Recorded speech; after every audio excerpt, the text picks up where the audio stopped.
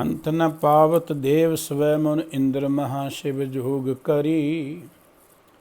फुन भेद बिरंच विचार रयो हर जाप न छाड्यो एक हरि। मथुरा जन को प्रभ दीन दयाल है संगत सृष्ट निहाल करी। रामदास गुरु जग तारन को गुरजोत अर्जन माहि धरी। ਵਾਹਿਗੁਰੂ ਜੀ ਕਾ ਖਾਲਸਾ ਵਾਹਿਗੁਰੂ ਜੀ ਕੀ ਫਤਿਹ। ਸਾਧ ਸੰਗਤ ਜੀ, ਇਹ ਬਚਨ ਮਥੁਰਾ ਭੱਟ ਜੀ ਦੇ ਗੁਰੂ ਅਰਜਨ ਦੇਵ ਜੀ ਮਹਾਰਾਜ ਦੀ ਕੀਰਤੀ ਵਿੱਚ ਉਚਾਰਨ ਕੀਤੇ ਹੋਏ ਹਨ, ਜੋ ਸਾਹਿਬ ਸ੍ਰੀ ਗੁਰੂ ਗ੍ਰੰਥ ਸਾਹਿਬ ਜੀ ਵਿੱਚ ਅੰਕਿਤ ਨੇ। ਮਥੁਰਾ ਭੱਟ ਜੀ ਕਹਿੰਦੇ ਕਿ ਗੁਰੂ ਰਾਮਦਾਸ ਜੀ ਨੇ ਜਗਤ ਦਾ ਉਧਾਰ ਕਰਨ ਦੇ ਲਈ, ਜਗਤ ਦੇ ਜੀਵਾਂ ਨੂੰ ਤਾਰਨ ਦੇ ਲਈ ਗੁਰੂ ਜੋਤ ਗੁਰੂ ਅਰਜਨ ਦੇਵ ਜੀ ਮਹਾਰਾਜ ਵਿੱਚ ਟਿਕਾਈ ਹੈ। ਜਿਸ ਗੁਰੂ ਅਰਜਨ ਦੇਵ ਜੀ ਦਾ ਅੰਤ ਕੋਈ ਦੇਵਤੇ ਮੁਨੀ ਤਪਸਵੀ ਪਾ ਨਹੀਂ ਸਕਦੇ, ਜਿਸ ਸਤਿਗੁਰੂ ਜੀ ਨੇ ਸਮੁੱਚੀ ਸੰਗਤ ਨੂੰ ਸ੍ਰਿਸ਼ਟੀ ਨੂੰ ਨਿਹਾਲ ਕੀਤਾ ਹੈ। ਗੁਰੂ ਅਰਜਨ ਦੇਵ ਜੀ ਮਨੁੱਖਤਾ ਦੇ ਆਗੂ ਸਨ। ਮਨੁੱਖਤਾ ਦੀ ਭਲਾਈ ਉਹਨਾਂ ਦੀ ਜ਼ਿੰਦਗੀ ਦਾ ਮਨੋਰਥ ਸੀ। ਗੁਰੂ ਅਰਜਨ ਦੇਵ ਜੀ ਕੇਵਲ ਧਾਰਮਿਕ ਆਗੂ ਹੀ ਨਹੀਂ ਸਨ, ਸਮਾਜਿਕ ਪੱਖ ਤੋਂ, ਆਰਥਿਕ ਪੱਖ ਤੋਂ ਜਾਂ ਰਾਜਨੀਤਿਕ ਪੱਖ ਤੋਂ, ਧਾਰਮਿਕ ਪੱਖ ਤੋਂ ਉਹਨਾਂ ਨੇ ਕੌਮ ਦੀ ਬਹੁਤ ਵੱਡੀ ਅਗਵਾਈ ਕੀਤੀ। ਜਦੋਂ ਅਸੀਂ ਮਨੁੱਖ ਦਾ ਇਤਿਹਾਸ ਪੜ੍ਹਦੇ ਹਾਂ, ਹਮੇਸ਼ਾ ਹੀ ਇਹਨੂੰ ਕਿਸੇ ਨਾ ਕਿਸੇ ਸਿੱਖਿਆ ਦਾਤੇ ਦੀ ਲੋੜ ਹੁੰਦੀ ਹੈ।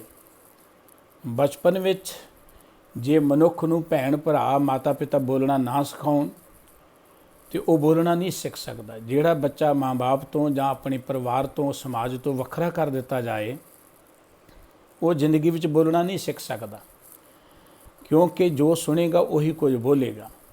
ਜਿਵੇਂ ਇੱਕ ਬੱਚੇ ਨੂੰ ਸਿੱਖਿਆ ਦਾਤੇ ਦੀ ਲੋੜ ਹੈ, ਬਿਲਕੁਲ ਇਸ ਤਰ੍ਹਾਂ ਕੌਮਾਂ ਨੂੰ ਹਮੇਸ਼ਾ ਚੰਗੇ ਆਗੂਆਂ ਦੀ ਲੋੜ ਹੁੰਦੀ ਹੈ। ਚੰਗੇ ਆਗੂਆਂ ਦੀ ਅਗਵਾਈ ਵਿੱਚ ਕੌਮਾਂ ਬਹੁਤ ਵੱਡੀ ਮਾਰ ਕੇ ਮਾਰਦੀਆਂ ਨੇ, ਉਹਨਾਂ ਦਾ ਵਿਕਾਸ ਹੁੰਦਾ ਹੈ। ਬਾਬਾ ਫਰੀਦ ਸਾਹਿਬ ਜੀ ਨੇ ਇੱਕ ਬਚਨ ਕਿਹਾ, ਛੈਲ ਲੰਘੰਦੇ ਪਾਰ ਗੋਰੀ ਮਨ ਧੀਰੇ। ਛੈਲ ਦਾ ਅਰਥ ਹੁੰਦਾ ਜਿਹੜੇ ਤਗੜੇ ਹੋਣ, ਜਵਾਨ ਹੋਣ, ਬਾਂਕੇ ਹੋਣ।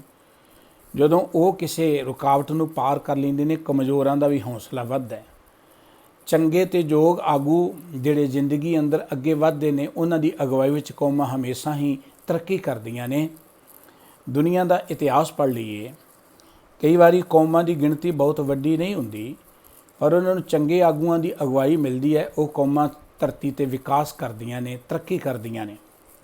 ਪਰ ਇਹ ਵੀ ਹੁੰਦਾ ਹੈ ਕਿ ਕਈ ਵਾਰੀ ਚੰਗੀਆਂ ਕੌਮਾਂ ਨੂੰ ਮਾੜੇ ਆਗੂ ਅਤੇ ਅਯੋਗ ਆਗੂ ਮਿਲ ਜਾਂਦੇ ਨੇ, ਜਿਨ੍ਹਾਂ ਸਦਕਾ ਕੌਮਾਂ ਆਪਣੀ ਹੋਂਦ ਨੂੰ ਗਵਾ ਬੈਠਦੀਆਂ ਨੇ। ਸਿੱਖ ਇਤਿਹਾਸ ਵਿੱਚ ਇੱਕ ਬਹੁਤ ਵੱਡੀ ਉਦਾਹਰਣ ਹੈ ਕਿ ਬਹੁਤ ਵੱਡੀਆਂ ਕੁਰਬਾਨੀਆਂ ਤੋਂ ਬਾਅਦ ਸਿੱਖਾਂ ਨੇ ਇੱਕ ਖਾਲਸਾ ਰਾਜ ਮਹਾਰਾਜਾ ਰਣਜੀਤ ਸਿੰਘ ਦੀ ਅਗਵਾਈ ਵਿੱਚ ਕਾਇਮ ਕੀਤਾ। ਮਹਾਰਾਜਾ ਰਣਜੀਤ ਸਿੰਘ ਜੀ ਨੇ ਜਿੰਨਾ ਚਿਰ ਰਾਜ ਕੀਤਾ ਬਹੁਤ ਵਧੀਆ ਸੀ, ਪਰ ਮਹਾਰਾਜਾ ਰਣਜੀਤ ਸਿੰਘ ਆਪਣੇ ਤੋਂ ਬਾਅਦ ਕੌਮ ਨੂੰ ਕੋਈ ਯੋਗ ਆਗੂ ਨਾ ਦੇ ਸਕੇ ਜੋ ਕੌਮ ਨੂੰ ਸੰਭਾਲ ਸਕਦਾ, ਚਲਾ ਸਕਦਾ। ਅਤੇ ਉਹ ਸਿੱਖ ਯੋਧਿਆਂ ਦੀਆਂ ਕੁਰਬਾਨੀਆਂ ਸਦਕਾ ਬਣਿਆ ਹੋਇਆ ਆਲੀਸ਼ਾਨ ਰਾਜ ਜਿਹੜਾ ਸੀ, ਉਹ ਦਿਨਾਂ ਦੇ ਅੰਦਰ ਖਰਾਬ ਹੋ ਗਿਆ। ਸਭਰਾਵਾਂ ਦੀ ਜੰਗ ਹੋਈ, ਉਹਦਾ ਹਾਲ ਲਿਖਿਆ ਬੜਾ ਸੋਹਣਾ ਸ਼ਾਹ ਮੁਹੰਮਦ ਨੇ ਕਿ ਸ਼ਾਹ ਮੁਹੰਮਦਾ ਇੱਕ ਸਰਕਾਰ ਵਜੋਂ ਫੌਜਾਂ ਜਿੱਤ ਕੇ ਅੰਤ ਨੂੰ ਹਾਰੀਆਂ ਨੇ। ਇੱਕ ਯੋਗ ਅਗਵਾਈ ਤੋਂ ਬਿਨਾਂ ਮਹਾਨ ਦੁਨੀਆ ਦੀ ਸਭ ਤੋਂ ਜਿਹੜੀ ਤਾਕਤਵਰ ਫੌਜ ਸੀ ਸਿੱਖ ਕੌਮ ਦੀ ਫੌਜ, ਸਿੱਖ ਰਾਜ ਦੀ ਫੌਜ, ਜਿਸ ਤੋਂ ਬ੍ਰਿਟਿਸ਼ ਆਰਮੀ ਡਰਦੀ ਸੀ, ਉਹ ਜਿੱਤਦੀ ਹਾਰ ਗਈ। ਇਹ ਅਯੋਗ ਆਗੂਆਂ ਕਰਕੇ ਹੁੰਦਾ ਹੈ। ਗੁਰੂ ਅਰਜਨ ਦੇਵ ਜੀ ਮਹਾਰਾਜ ਦਾ ਜਦੋਂ ਇਤਿਹਾਸ ਪੜ੍ਹਦੇ ਹਾਂ, ਗੁਰੂ ਅਰਜਨ ਦੇਵ ਜੀ ਮਹਾਰਾਜ ਜੀ ਇੱਕ ਮਹਾਨ ਆਗੂ, ਜਿਨ੍ਹਾਂ ਦੀ ਅਗਵਾਈ ਵਿੱਚ ਕੌਮ ਨੇ ਬਹੁਤ ਵੱਡੀ ਤਰੱਕੀ ਕੀਤੀ। ਆਗੂ ਉਹ ਹੁੰਦਾ ਹੈ ਜਿਸ ਦੀ ਪ੍ਰੇਰਣਾ ਦੇ ਨਾਲ ਨਿਹੱਥੇ ਵੀ ਆਪਣੇ ਆਪ ਨੂੰ ਜੇਤੂ ਸਮਝਣ ਲੱਗ ਪੈਣ। ਆਗੂ ਉਹ ਹੁੰਦਾ ਹੈ ਜਿਸ ਦੀ ਪ੍ਰੇਰਣਾ ਦੇ ਨਾਲ ਲੋਕਾਂ ਦੇ ਅੰਦਰ ਇੱਕ ਨਵਾਂ ਜਿਉਣ ਦਾ ਚਾਹ ਪੈਦਾ ਹੋ ਜਾਏ। ਆਗੂ ਉਹ ਹੁੰਦਾ ਹੈ ਜੋ ਆਪ ਅੰਦਰੋਂ ਵੀ ਸੱਚਾ ਹੋਏ ਅਤੇ ਬਾਹਰੋਂ ਵੀ ਸੱਚ ਦੀ ਕਮਾਈ ਕਰੇ। ਗੁਰੂ ਗ੍ਰੰਥ ਸਾਹਿਬ ਜੀ ਮਹਾਰਾਜ ਨੇ ਆਗੂਆਂ ਦੀ ਗੱਲ ਕਰਦੇ ਇੱਕ ਥਾਂ 'ਤੇ ਬਚਨ ਕਿ ਕੂੜ ਬੋਲ ਮੁਰਦਾਰ ਖਾਏ, ਅਵਰੀ ਨੂੰ ਸਮਝਾਵਣ ਜਾਏ, ਮੁੱਠਾ ਆਪ ਮਹਾਏ ਸਾਥੇ ਨਾਨਕ ਐਸਾ ਆਗੂ ਜਾਪੇ। ਜਿਹੜੇ ਆਗੂ ਕੇਵਲ ਤਾਂ ਕੇਵਲ ਲੋਕਾਂ ਨੂੰ ਲਾਰੇ ਹੀ ਲਾਉਂਦੇ ਨੇ, ਲੋਕਾਂ ਵਿੱਚ ਝੂਠ ਬੋਲਦੇ ਨੇ ਜਾਂ ਚਲਾਕੀਆਂ ਵਰਤਦੇ ਨੇ, ਉਹ ਆਪ ਤਾਂ ਡੁੱਬਦੇ ਹੀ ਨੇ, ਉਹ ਕੌਮ ਦੀ ਬੇੜੀ ਵੀ ਡੋਬ ਦਿੰਦੇ ਨੇ। ਗੁਰੂ ਅਰਜਨ ਦੇਵ ਜੀ ਮਹਾਰਾਜ ਦਾ ਇਤਿਹਾਸ ਜਦੋਂ ਆਪਾਂ ਪੜ੍ਹਦੇ ਹਾਂ, ਗੁਰੂ ਅਰਜਨ ਦੇਵ ਜੀ ਇੱਕ ਸੱਚੇ ਆਗੂ ਸਨ, ਜਿਨ੍ਹਾਂ ਦੀ ਕਹਿਣੀ ਅਤੇ ਕਥਨੀ ਇੱਕ ਸੀ। ਗੁਰੂ ਰਾਮਦਾਸ ਜੀ ਨੇ ਇੱਕ ਗੱਲ ਕਹੀ ਹੈ ਕਿ ਜਿਸ ਦੇ ਅੰਦਰ ਸੱਚ ਹੈ ਉਹ ਆਪ ਸੱਚਾ ਮੁਖ ਸੱਚ ਅਲਾਏ। ਉਹ ਆਪ ਹਰ ਮਾਰਗ ਚੱਲਦਾ ਹੋਰਨਾਂ ਨੂੰ ਹਰ ਮਾਰਗ ਪਾਏ। ਜੇ ਅੱਗੇ ਤੀਰਥ ਹੋਏ ਤਾਂ ਮਲ ਲੈ, ਛੱਪੜ ਨਾਤੇ ਸਗਵੀ ਮਲ ਲਾਏ। ਸਤਿਗੁਰੂ ਜੀ ਕਹਿੰਦੇ ਜਿਸ ਮਨੁੱਖ ਦੇ ਅੰਦਰ ਸੱਚ ਹੋਏ ਨਾ, ਉਹ ਲੋਕਾਂ ਨੂੰ ਵੀ ਸੱਚ ਮਾਰਗ ਤੇ ਚਲਾਉਂਦਾ ਹੈ, ਆ ਵੀ ਉਸ ਮਾਰਗ ਤੇ ਚੱਲਦਾ ਹੈ। ਗੁਰੂ ਅਰਜਨ ਦੇਵ ਜੀ ਸੱਚੇ ਰਹਿਬਰ ਸਨ। ਆਗੂ ਦੀ ਮਹਾਨਤਾ ਇਹ ਹੁੰਦੀ ਹੈ ਕਿ ਆਗੂ ਦੇ ਅੰਦਰ ਪਹਿਲੀ ਗੱਲ ਉਹ ਜੋ ਕਹੇ ਉਹ ਕਰੇ। ਦੂਸਰੀ ਗੱਲ ਕਿ ਉਹਦੇ ਅੰਦਰ ਨਿਰਮਾਣਤਾ ਹੋਣੀ ਚਾਹੀਦੀ ਹੈ। ਗੁਰੂ ਅਰਜਨ ਦੇਵ ਜੀ ਦਾ ਇਤਿਹਾਸ ਦੇਖੀਏ ਆਪਾਂ, ਨਿਮਰਤਾ ਉਹਨਾਂ ਨੇ ਅੰਦਰ ਕੁੱਟ-ਕੁੱਟ ਕੇ ਭਰੀ ਹੋਈ ਸੀ।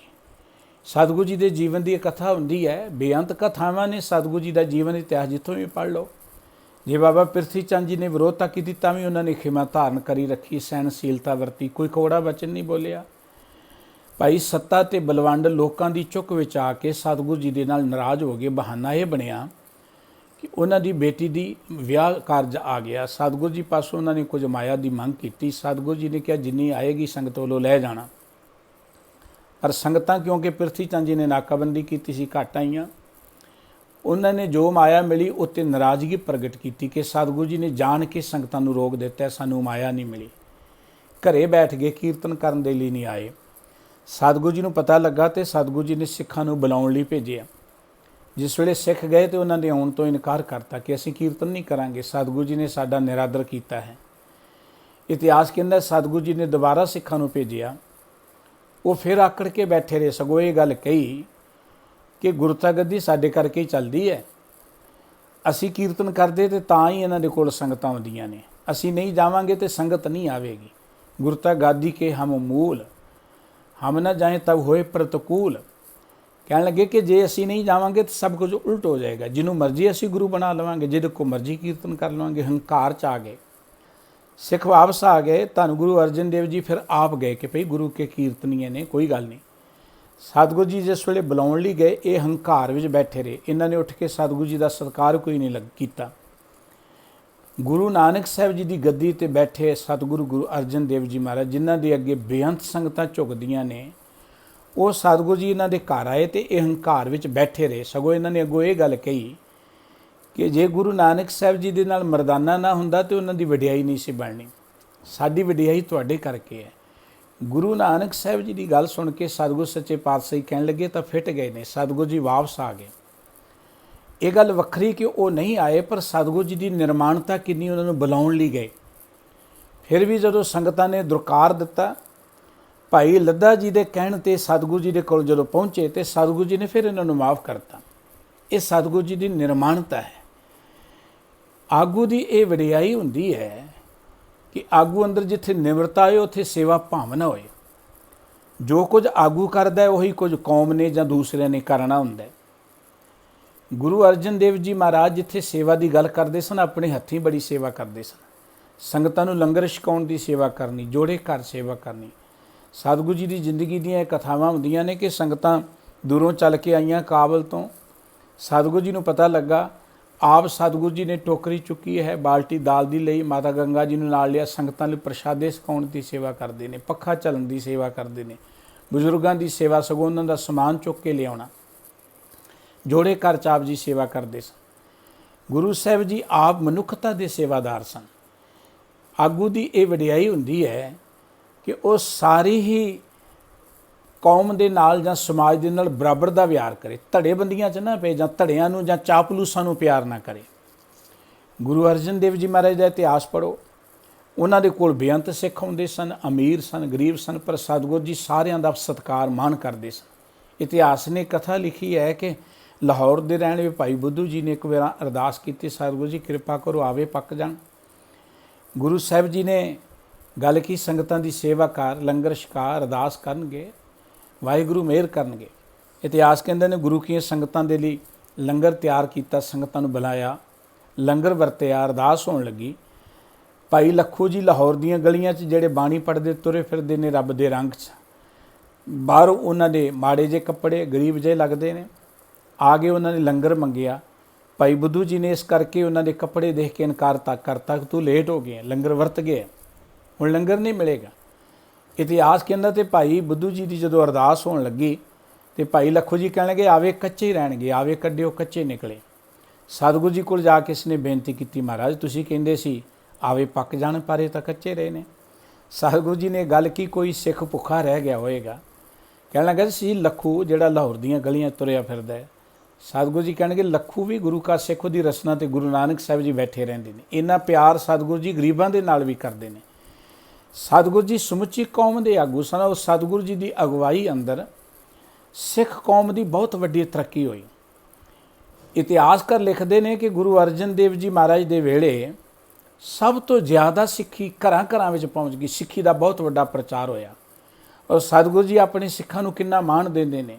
ਭਾਈ ਬਹਿਲੋ ਸਭ ਤੋਂ ਪਹਿਲੋ ਭਾਈ ਬੰਨੋ ਨੂੰ ਗੁਰੂ ਕਾ ਪ੍ਰੋਤ ਨਿਵਾਜ ਦਿੱਤਾ। ਮੰਝ ਪਿਆਰਾ ਗੁਰੂ ਕੋ ਗੁਰੂ ਮੰਝ ਪਿਆਰਾ, ਮੰਝ ਗੁਰੂ ਕਾ ਬੋਹਿਥਾ ਜਗ ਲੰਘਣ ਹਾਰਾ। ਗੁਰੂ ਅਰਜਨ ਦੇਵ ਜੀ ਮਹਾਰਾਜ ਜੀ ਅਜਿਹੇ ਆਗੂ ਸਨ ਜਿਨ੍ਹਾਂ ਦੇ ਅੰਦਰ ਨਿਮਰਤਾ, ਜਿਨ੍ਹਾਂ ਅੰਦਰ ਸੇਵਾ ਭਾਵਨਾ, ਜਿਨ੍ਹਾਂ ਦੇ ਅੰਦਰ ਸਮੁੱਚੀ ਕੌਮ ਨੂੰ ਬਰਾਬਰ ਦੀ ਦ੍ਰਿਸ਼ਟੀ ਨਾਲ ਦੇਖਣ ਦੀ ਗੱਲ ਸੀ। ਔਰ ਇਹੀ ਕਾਰਨ ਹੈ ਜਿੱਥੇ ਸਤਿਗੁਰੂ ਸੱਚੇ ਪਾਤਸ਼ਾਹ ਜੀ ਨੇ ਸਿੱਖਾਂ ਨੂੰ ਇੰਨਾ ਪਿਆਰ ਕੀਤਾ, ਸਿੱਖ ਵੀ ਸਤਿਗੁਰੂ ਜੀ ਨੂੰ ਬੇਅੰਤ ਪਿਆਰ ਕਰਦੇ ਸਨ। ਗੁਰੂ ਅਰਜਨ ਦੇਵ ਜੀ ਅਜਿਹੇ ਆਗੂ ਸਨ ਜਿੱਥੇ ਉਹਨਾਂ ਨੇ ਕੌਮ ਦੀ ਤਰੱਕੀ ਦੇ ਲਈ ਵੱਡੇ ਵੱਡੇ ਕਾਰਜ ਕੀਤੇ। ਗੁਰੂ ਅਰਜਨ ਦੇਵ ਜੀ ਦੀ ਰਹਿਨੁਮਾਈ ਦੇ ਅੰਦਰ ਸ੍ਰੀ ਹਰਿਮੰਦਰ ਸਾਹਿਬ ਜੀ ਦੀ ਸਿਰਜਣਾ ਹੋਈ। ਗੁਰੂ ਗ੍ਰੰਥ ਸਾਹਿਬ ਜੀ ਮਹਾਰਾਜ ਦੀ ਸੰਪਾਦਨਾ ਹੋਈ। ਸਤਿਗੁਰੂ ਜੀ ਦੀ ਰਹਿਨੁਮਾਈ ਦੇ ਅੰਦਰ ਸਿੱਖ ਜਗਤ ਅੰਦਰ ਸਿੱਖੀ ਦਾ ਪ੍ਰਚਾਰ ਕਰਨ ਦੇ ਲਈ ਦੂਰ ਦੂਰ ਪ੍ਰਚਾਰਕ ਭੇਜੇ ਗਏ। ਉਹ ਗੁਰੂ ਅਰਜਨ ਦੇਵ ਜੀ ਮਹਾਰਾਜ ਨੇ ਆਪਣੀ ਕੌਮ ਦੀ ਖਾਤਰ, ਸਮਾਜ ਦੀ ਖਾਤਰ, ਮਨੁੱਖਤਾ ਦੀ ਖਾਤਰ ਜੇ ਲੋੜ ਪਈ ਤੇ ਆਪਣੀ ਸ਼ਹਾਦਤ ਵੀ ਦੇ ਦਿੱਤੀ। ਆਗੂ ਉਹ ਹੁੰਦਾ ਹੈ ਜਿਹੜਾ ਦੂਸਰਿਆਂ ਦੀ ਖਾਤਰ ਮਰਨਾ ਜਾਣਦਾ ਹੋਵੇ। ਆਗੂ ਕੇਵਲ ਸਵਾਰਥੀ ਨਹੀਂ ਹੁੰਦੇ ਕਿ ਆਪਣਾ ਮਸਲਾ ਹੱਲ ਹੁੰਦਾ। ਆਪਾਂ ਦੇਖਦੇ ਹਾਂ ਜੇਕਰ ਪੰਜਾਬ ਦੀ ਧਰਤੀ ਤੇ ਉਹਨਾਂ ਸਮਿਆਂ 'ਚ ਕਾਲ ਪੈ ਗਿਆ, ਬਿਮਾਰੀ ਪੈ ਗਈ, ਤੇ ਆਪਾਂ ਦੇਖਦੇ ਹਾਂ ਜਿਸ ਵੇਲੇ ਕੋਈ ਸਮਾਜ ਤੇ ਕੌਮ ਤੇ ਮੁਲਕ ਤੇ ਵਿਪਤਾ ਹੁੰਦੀ ਹੈ ਤੇ ਉਸ ਵੇਲੇ ਮੁਲਕ ਦੇ ਆਗੂ ਜਿਹੜੇ ਨੇ ਆਪ ਨਜ਼ਰ ਹੀ ਨਹੀਂ ਹੁੰਦੇ, ਸਮਾਜ ਦੇ ਅੰਦਰ ਦਿਸਦੇ ਹੀ ਨਹੀਂ ਹੈ। ਘਰਾਂ 'ਚ ਬੈਠ ਕੇ ਗੱਲਾਂ ਕਰਨੀਆਂ ਬੜੀਆਂ ਸੌਖੀਆਂ ਹੁੰਦੀਆਂ ਨੇ, ਪਰ ਗੁਰੂ ਅਰਜਨ ਦੇਵ ਜੀ ਮਹਾਰਾਜ ਆਪ 3 ਸਾਲ ਪੰਜਾਬ ਦੀ ਧਰਤੀ 'ਚ ਵਿਚਰਦੇ ਰਹੇ। ਪਿੰਡਾਂ ਵਿੱਚ ਜਾ ਕੇ ਲੋਕਾਂ ਨੂੰ ਦਵਾਈਆਂ ਦਿੱਤੀਆਂ, ਥਾਂ ਥਾਂ ਤੇ ਲੰਗਰ ਲਗਾਏ। ਗੁਰੂ ਅਰਜਨ ਦੇਵ ਜੀ ਮਹਾਰਾਜ ਨੇ ਆਪ ਰੋਗੀਆਂ ਦੀ ਸੰਭਾਲ ਕੀਤੀ। ਲਾਹੌਰ ਦੀਆਂ ਗਲੀਆਂ ਮੁਰਦਿਆਂ ਨਾਲ ਭਰੀਆਂ ਪਈਆਂ, ਸਤਿਗੁਰੂ ਜੀ ਆਪਣੇ ਹੱਥੀਂ ਉੱਥੇ ਸੰਭਾਲ ਕਰਦੇ ਰਹੇ। ਇੱਕ ਆਗੂ ਦੀ ਪਹਿਚਾਣ ਹੈ। ਅਕਬਰ ਨੂੰ ਪਤਾ ਲੱਗਦਾ ਤੇ ਅਕਬਰ ਵੀ ਸਤਿਗੁਰੂ ਜੀ ਦੇ ਚਰਨਾਂ ਤੇ ਆ ਕੇ ਡਿੱਗਦਾ ਕਿ ਮਹਾਰਾਜ ਜੋ ਕੰਮ ਤੁਸੀਂ ਕੀਤਾ ਹੈ ਅਸੀਂ ਨਹੀਂ ਕਰ ਸਕਦੇ। ਸੋ ਧੰਨ ਗੁਰੂ ਅਰਜਨ ਦੇਵ ਜੀ ਮਹਾਰਾਜ ਮਨੁੱਖਤਾ ਦੇ ਇਹੋ ਜਿਹੇ ਸੱਚੇ ਸੁੱਚੇ ਆਗੂ ਸਨ ਜਿਨ੍ਹਾਂ ਨੇ ਸਮਾਜ ਦੀ, ਕੌਮ ਦੀ ਭਲਾਈ ਦੇ ਲਈ ਬੜੇ ਵੱਡੇ ਕਾਰਜ ਕੀਤੇ। ਸਾਨੂੰ ਲੋੜ ਹੈ ਗੁਰੂ ਅਰਜਨ ਦੇਵ ਜੀ ਮਹਾਰਾਜ ਦੇ ਜੀਵਨ ਇਤਿਹਾਸ ਤੋਂ ਸੇਧ ਲੈਣ ਦੇ ਲਈ ਕਿ ਯੋਗ ਆਗੂ ਜਿਹੜੇ ਨੇ ਉਹਨਾਂ ਦੀ ਅਗਵਾਈ ਵਿੱਚ ਕੌਮਾਂ ਹਮੇਸ਼ਾ ਹੀ ਚੜ੍ਹਦੀ ਕਲਾ 'ਚ ਵਿਚਰਦੀਆਂ ਨੇ। ਪਰ ਜਦੋਂ ਬਦਕਿਸਮਤੀ ਨਾਲ ਕਿਸੇ ਕੌਮ ਨੂੰ ਚੰਗੇ ਆਗੂ ਨਾ ਮਿਲਣ ਜਾਂ ਇਵੇਂ ਕਹਿ ਲਓ ਨਿਕੰਮੇ ਆਗੂ ਮਿਲ ਜਾਣ, ਉਹ ਕੌਮ ਦੀ ਬੇੜੀ ਨੂੰ ਡੋਬ ਦਿੰਦੇ ਨੇ। ਅੱਜ ਸਮਾਜ ਦੀ ਭਟਕਣਾ ਦਾ ਕਾਰਨ ਇਹ ਹੈ ਕਿ ਉਹ ਆਗੂ ਗਵਾ ਚੁੱਕੇ ਨੇ ਜਿਹੜੇ ਕੌਮ ਦੀ ਸੁਚੱਜੀ ਅਗਵਾਈ ਕਰ ਸਕਣ, ਜਿਹੜੇ ਸਾਰੇ ਕੌਮ ਨੂੰ ਬਰਾਬਰ ਦਾ ਪਿਆਰ ਦੇ ਸਕਣ, ਜਿਹੜੇ ਧੜੇਬੰਦੀ ਦੀਆਂ ਨਜ਼ਰਾਂ ਤੋਂ ਉੱਚੇ ਉੱਠ ਸਕਣ। ਜ਼ਿਆਦਾਤਰ ਆਪਾਂ ਦੇਖਦੇ ਹਾਂ ਨਿਕੰਮੇ ਆਗੂ ਧੜੇਬੰਦੀਆਂ 'ਚ ਹੀ ਵੰਡੇ ਰਹਿੰਦੇ ਨੇ, ਵੈਰ ਵਿਰੋਧ ਵਿੱਚ ਪੈ ਰਹਿੰਦੇ ਨੇ। ਪਰ ਗੁਰੂ ਅਰਜਨ ਦੇਵ ਜੀ ਮਹਾਰਾਜ ਦਾ ਜੀਵਨ ਇਤਿਹਾਸ ਸਾਡੇ ਲਈ ਪ੍ਰੇਰਨਾ ਦਾ ਸਰੋਤ ਹੈ ਕਿ ਆਗੂ ਉਹ ਹੁੰਦਾ ਹੈ ਜਿਹਦੇ ਅੰਦਰ ਨਿਮਰਤਾ ਹੋਏ, ਆਗੂ ਉਹ ਹੁੰਦਾ ਹੈ ਜਿਹਦੇ ਅੰਦਰ ਸੇਵਾ ਭਾਵਨਾ ਹੋਏ। ਆਗੂ ਦੇ ਵਿੱਚ ਇਹ ਖੂਬੀ ਹੋਣੀ ਚਾਹੀਦੀ ਹੈ ਕਿ ਉਹ ਸਾਰਿਆਂ ਦੇ ਨਾਲ ਬਰਾਬਰਤਾ ਦਾ ਵਿਹਾਰ ਕਰੇ। ਗੁਰੂ ਅਰਜਨ ਦੇਵ ਜੀ ਮਨੁੱਖਤਾ ਦੇ ਆਧਾਰ ਦੇ ਲਈ ਗੁਰਗੱਦੀ ਤੇ ਬੈਠੇ ਸਨ। ਤੇ ਗੁਰੂ ਅਰਜਨ ਦੇਵ ਜੀ ਦਾ ਜੀਵਨ ਇਤਿਹਾਸ ਪੜ੍ਹ ਕੇ ਦੇਖੋ, ਜਦ ਤੋਂ ਗੁਰਤਾ ਗੱਦੀ ਤੇ ਬੈਠੇ ਆਖਰੀ ਦਮ ਤੱਕ ਉਹਨਾਂ ਦੀ ਜ਼ਿੰਦਗੀ ਦਾ ਇੱਕ ਇੱਕ ਛਿਨ ਜਿਹੜਾ ਹੈ, ਇੱਕ ਇੱਕ ਪਲ ਜਿਹੜਾ ਹੈ, ਉਹਨਾਂ ਨੇ ਮਨੁੱਖਤਾ ਦੀ ਭਲਾਈ ਦੇ ਲਈ ਲਗਾਇਆ। ਕਿੱਡੇ ਵੱਡੇ ਕਾਰਜ ਸਤਿਗੁਰੂ ਜੀ ਦੀ ਅਗਵਾਈ ਵਿੱਚ ਹੋਏ ਸਿੱਖੀ ਦੇ ਪ੍ਰਚਾਰ ਤੇ ਪ੍ਰਸਾਰ ਦੇ ਲਈ। ਆਗੂ ਦੀ ਇਹੀ ਪਹਿਚਾਣ ਹੁੰਦੀ ਹੈ ਕਿ ਉਹਦੀ ਯੋਗ ਅਗਵਾਈ ਵਿੱਚ ਕੌਮ ਜਿਹੜੀ ਹੈ ਚੜ੍ਹਦੀ ਕਲਾ ਵੱਲ ਜਾਏ। ਤੇ ਗੁਰੂ ਅਰਜਨ ਦੇਵ ਜੀ ਦੀ ਅਗਵਾਈ ਵਿੱਚ ਸਿੱਖ ਕੌਮ ਨੇ ਬਹੁਤ ਵੱਡੀ ਤਰੱਕੀ ਕੀਤੀ। ਉਹ ਗੁਰੂ ਕੇ ਸਿੱਖ ਜਿਹੜੇ ਸਨ ਦਰਅਸਲ ਸਿਪਾਹੀਆਂ ਤੱਕ ਜਾਂ ਇਵੇਂ ਕਹਿ ਲਓ ਸੰਤ ਸਿਪਾਹੀ ਵੀ ਸਤਿਗੁਰੂ ਗੁਰੂ ਅਰਜਨ ਦੇਵ ਜੀ ਦੀ ਪ੍ਰੇਰਣਾ ਸਦਕਾ ਬਣੇ। ਗੁਰੂ ਅਰਜਨ ਦੇਵ ਜੀ ਮਹਾਰਾਜ ਆਪ ਮਹਾਨ ਵਿਦਵਾਨ, ਗੁਰੂ ਅਰਜਨ ਦੇਵ ਜੀ ਮਹਾਰਾਜ ਆਪ ਮਹਾਨ ਗੁਰੂ, ਗੁਰੂ ਅਰਜਨ ਦੇਵ ਜੀ ਮਹਾਰਾਜ ਆਪ ਸੇਵਾਦਾਰ। ਗੁਰੂ ਅਰਜਨ ਦੇਵ ਜੀ ਮਹਾਰਾਜ ਦੀ ਸ਼ਖਸੀਅਤ ਦੇਖੋਗੇ, 3 ਕਲਾ ਜਿਹੜੀਆਂ ਨੇ, ਕੋਮਲ ਕਲਾਵਾਂ ਜਿਹੜੀਆਂ ਨੇ ਉਹ ਮੰਨੀਆਂ ਨੇ ਜਗਤ ਦੇ ਅੰਦਰ। ਜਿਵੇਂ ਕਾਵ ਕਲਾ ਹੈ, ਚਿੱਤਰਕਾਰੀ ਹੈ ਜਿਹਨੂੰ ਆਪਾਂ ਕਹਿੰਦੇ ਹਾਂ, ਇਸੇ ਤਰੀਕੇ ਦੇ ਨਾਲ ਸੰਗੀਤ ਜਿਹੜੀ ਇਹ ਕੋਮਲ ਕਲਾ ਹੈ। ਗੁਰੂ ਅਰਜਨ ਦੇਵ ਜੀ ਸੰਗੀਤ ਕਲਾ ਵਿੱਚ ਵੀ ਨਿਪੁੰਨ, ਆਪ ਰਾਗ ਵਿਦਿਆ ਵਿੱਚ ਇੰਨੇ ਪ੍ਰਵੀਨ। ਉਹਨਾਂ ਦੀ ਪਵਿੱਤਰ ਬਾਣੀ ਪੜ੍ਹ ਕੇ ਦੇਖੋ, ਆਪ ਜੀ ਬੜਾ ਪਿਆਰਾ ਕੀਰਤਨ ਕਰਿਆ ਕਰਦੇ ਸਨ ਸਰੰਦੇ ਦੇ। ਸਤਿਗੁਰੂ ਸੱਚੇ ਪਾਤਸ਼ਾਹ ਜੀ ਸਰੰਦੇ ਦੇ ਨਾਲ। ਸਤਿਗੁਰੂ ਜੀ ਮਹਾਨ ਵਿਦਵਾਨ ਕਵੀ, ਉਹਨਾਂ ਦੀ ਪਵਿੱਤਰ ਬਾਣੀ ਪੜ੍ਹ ਕੇ ਦੇਖੋ, ਔਰ ਬਾਣੀ ਕਿੰਨੇ ਰੰਗਾਂ 'ਚ, ਅਗਲੀ ਗੱਲ ਹੈ ਕਿੰਨੇ ਛੰਤਾਂ 'ਚ, ਕਿੰਨੇ ਰੂਪਾਂ 'ਚ ਉਚਾਰਨ ਕੀਤੀ, ਕਿੰਨੇ ਰਾਗਾਂ 'ਚ ਉਚਾਰਨ ਕੀਤੀ ਹੈ। ਉਹਨਾਂ ਦੀ ਮਹਾਨ ਵਿਦਵਤਾ ਦੇਖਣੀ ਤੇ ਗੁਰੂ ਗ੍ਰੰਥ ਸਾਹਿਬ ਜੀ ਦੀ ਜੋ ਸੰਪਾਦਨਾ ਉਹਨਾਂ ਨੇ ਕੀਤੀ, ਇਸ ਨੂੰ ਤੁਸੀਂ ਦੇਖ ਲਓ ਕਿਸ ਪੱਖ ਤੋਂ ਸਤਿਗੁਰੂ ਸੱਚੇ ਪਾਤਸ਼ਾਹ ਜੀ ਨੇ ਉਸ ਸਮੇਂ ਜਦੋਂ ਸੰਪਾਦਨ ਕਲਾ ਦਾ ਯੁੱਗ ਨਹੀਂ ਹੈ, ਐਡਾ ਵੱਡਾ ਕਾਰਜ, ਸਭ ਤੋਂ ਵੱਡੇ ਗ੍ਰੰਥ ਦੀ ਸੰਪਾਦਨਾ ਕੀਤੀ। ਗੁਰੂ ਸਾਹਿਬ ਜੀ ਦੀ ਮਹਾਨ, ਜੇ ਤੁਸੀਂ ਜਿਹਨੂੰ ਆਪਾਂ ਆਰਕੀਟੈਕਟ ਕਹਿੰਦੇ ਹਾਂ, ਬਿਲਡਿੰਗ ਸਾਜੀ ਦੀ ਗੱਲ ਦੇਖਣੀ ਹੈ, ਸ੍ਰੀ ਹਰਿਮੰਦਰ ਸਾਹਿਬ ਜੀ ਦੀ ਇਮਾਰਤ ਅੱਜ ਵੀ ਜਿਹੜੀ ਹੈ ਉਹਦੀ ਡਰਾਇੰਗ ਮਨੁੱਖਤਾ ਨੂੰ ਲੁਭਾਉਂਦੀ ਹੈ, ਆਪਣੇ ਵੱਲ ਖਿੱਚਦੀ ਹੈ। ਸਤਿਗੁਰੂ ਜੀ ਨੇ ਕਿੱਡੇ ਵੱਡੇ ਨਗਰ ਵਸਾਏ, ਆਗੂ ਦੀ ਇਹ ਪਹਿਚਾਣ ਹੁੰਦੀ ਹੈ। ਗੁਰੂ ਅਰਜਨ ਦੇਵ ਜੀ ਨੇ ਤਰਨ ਤਾਰਨ ਸਾਹਿਬ ਵਸਾਇਆ, ਕਰਤਾਰਪੁਰ ਵਸਾਇਆ, ਹਰਗੋਬਿੰਦਪੁਰੇ ਦੀ ਸਤਿਗੁਰੂ ਜੀ ਨੇ ਸਿਰਜਣਾ ਕੀਤੀ। ਸਤਿਗੁਰੂ ਸੱਚੇ ਪਾਤਸ਼ਾਹ ਜੀ ਨੇ ਸ੍ਰੀ ਹਰਿਮੰਦਰ ਸਾਹਿਬ ਦੀ ਸਿਰਜਣਾ ਕੀਤੀ, ਲਾਹੌਰ 'ਚ ਜਾ ਕੇ ਗੁਰਧਾਮਾਂ ਦੀ ਉਸਾਰੀ ਕੀਤੀ। ਗੁਰੂ ਅਰਜਨ ਦੇਵ ਜੀ ਇੱਕ ਅਜਿਹੇ ਆਗੂ ਸਨ ਜਿਨ੍ਹਾਂ ਦੀ ਅਗਵਾਈ ਵਿੱਚ ਕੌਮ ਬਹੁਤ ਵੱਡੀ ਚੜ੍ਹਦੀ ਕਲਾ 'ਚ ਗਈ। ਅਤੇ ਭੱਟਾਂ ਨੇ ਇਸੇ ਕਰਕੇ ਕਿਹਾ ਕਿ ਰਾਮਦਾਸ ਗੁਰੂ ਜਗ ਤਾਰਨ ਕੋ ਗੁਰ ਜੋਤ ਅਰਜਨ ਮਾਹੇ ਧਰੀ। ਗੁਰੂ ਰਾਮਦਾਸ ਜੀ ਨੇ ਜਗਤ ਦੇ ਉਧਾਰ ਦੇ ਲਈ ਆਪਣੀ ਗੁਰੂ ਜੋਤ ਜਿਹੜੀ ਹੈ ਉਹ ਗੁਰੂ ਅਰਜਨ ਦੇਵ ਜੀ ਮਹਾਰਾਜ ਵਿੱਚ ਟਿਕਾਈ ਹੈ। ਉਹ ਮਹਾਨ ਸਤਿਗੁਰੂ ਧੰਨ ਗੁਰੂ ਅਰਜਨ ਦੇਵ ਜੀ ਮਹਾਰਾਜ, ਜਿਨ੍ਹਾਂ ਦੀ ਅਗਵਾਈ 'ਚ ਕੌਮ ਨੇ ਏਡੀ ਵੱਡੀ ਤਰੱਕੀ ਕੀਤੀ, ਉਹਨਾਂ ਦੀ ਪਵਿੱਤਰ ਬਾਣੀ ਤੋਂ ਸਾਨੂੰ ਸੇਧ ਲੈਣ ਦੀ ਲੋੜ ਹੈ। ਗੁਰਬਾਣੀ ਤੋਂ ਸੇਧ ਲੈ ਕੇ ਜੇ ਆਪਾਂ ਜੀਵਨ ਬਤੀਤ ਕਰਾਂਗੇ, ਸਾਡਾ ਜੀਵਨ ਸੁਹੇਲਾ ਹੋਏਗਾ। ਵਾਹਿਗੁਰੂ ਜੀ।